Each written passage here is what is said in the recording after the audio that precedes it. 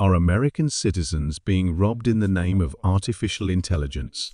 A fiery Senate exchange just exposed a shocking divide between protecting creators and powering AI innovation. In today's video, we break down how lawmakers are confronting big tech's questionable tactics and what it means for your rights, your work, and your future. Welcome back to the channel. If you care about free speech, digital rights, or just want to know how AI is shaping our future, hit that like button and subscribe so you never miss a deep dive like this one. Well, you think that we should allow an unelected AI czar to decide what the rights of American citizens are? No, not at all. This is going through the courts. I would let the courts decide all of these disputes, and there are presently 44 lawsuits around the country. So this is not a time for Congress to intervene in terms of deciding these very difficult questions. It just sounds strange to me to say that the United States as a nation is going to benefit from the mass violations of its citizens' rights. I thought what made us a nation was our common citizenship, the things that we agree on together, the rights that we hold in common. And your argument seems to be it's fine to violate those rights en masse if it redounds to the benefit of the nation. I think what you're really saying is to the benefit of certain people in the nation and their immediate interests. Let me ask you about something else you said, fair use. Can I respond? Well, just a second. I have limited time here. Fair use, you said, is a flexible doctrine. It's an equitable doctrine.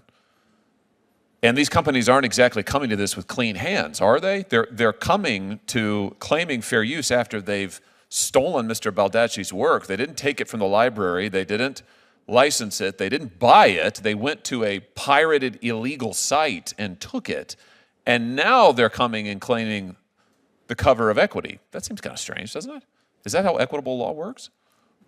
That is the very question, the initial acquisition, whether that was justified as fair use. And the two judges disagreed on how to treat that initial acquisition from the shadow library. Okay. Now, you're making these.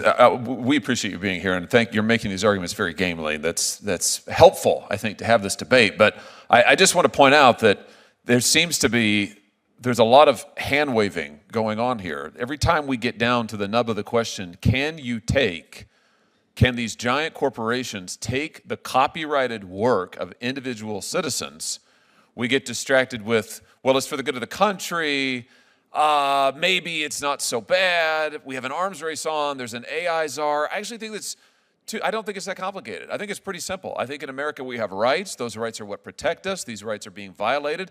And if we're going to succeed as a nation and uphold our principles as a nation, we better darn well enforce the individual rights on which the nation's founded. I'm just trying to drill down on your assertion. I think what you're really saying is that the enrichment of certain multinational corporations that are incidentally based in the United States, taking the works and personal property of American citizens is a good thing. That's a little bit less clear to me. well, the way that I view the national interest, as stated by President Trump's executive order, is that there is a national priority in maintaining the United States' dominance and leadership globally in AI. And I would defer to the view of the AI czar, David Sachs, who said, if there is no pathway to fair use in AI training, we will lose the race with China. The core issue: whether AI companies can use pirated content from illegal shadow libraries, then claim it's all fair use. Let's be real. If a corporation grabs your book or song from an illegal website and feeds it into an AI system, is that fair use or theft? Here's the bottom line.